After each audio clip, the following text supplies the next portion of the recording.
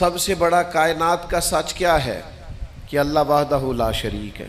یہ کائنات کی سب سے بڑی صداقت ہے، سب سے بڑی حقیقت ہے، سب سے بڑا کائنات کا یہ ضابطہ ہے کہ اس مخلوق کا خالق، مالک، رازق اللہ ہے۔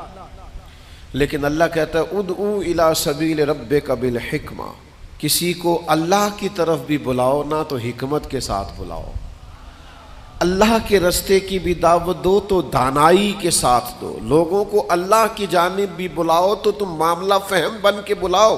اگر ہم دانائی چھوڑ دیں گے تو بعض اوقات بات ٹھیک بھی ہوگی تو وہ نتیجہ خیز ثابت نہیں ہوگی۔ وہ کسی نے کہا تھا بات اگرچہ بے سلیقہ ہو کلیم، پر بات کرنے کو سلیقہ چاہیے۔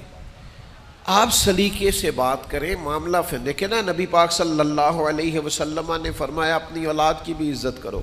حضور کے مناسب میں سے ہے دانائی سکھانا، اپنی اولاد کو بھی اکرام سے پکارو، آپ ان کا نام بھی اچھے لہجے سے پکاریں، ان کے لیے بھی آپ کے لب و لہجے میں مٹھاس ہونی چاہیے۔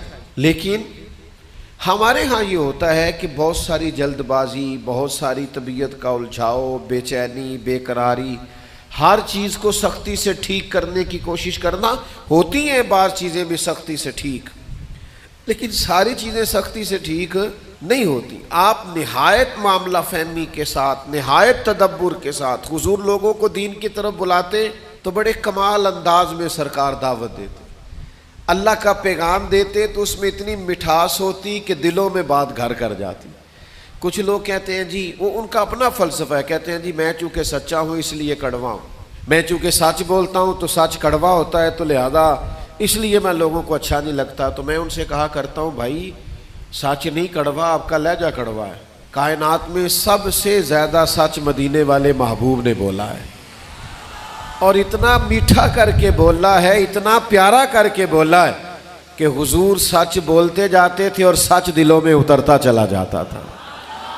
سچ بولیں لیکن خوبصورتی سے، لیکن محبت سے، لیکن دانائی سے۔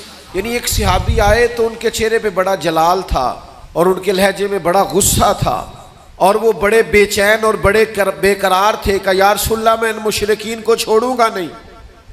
حضور نے فرمایا کیا ہوا؟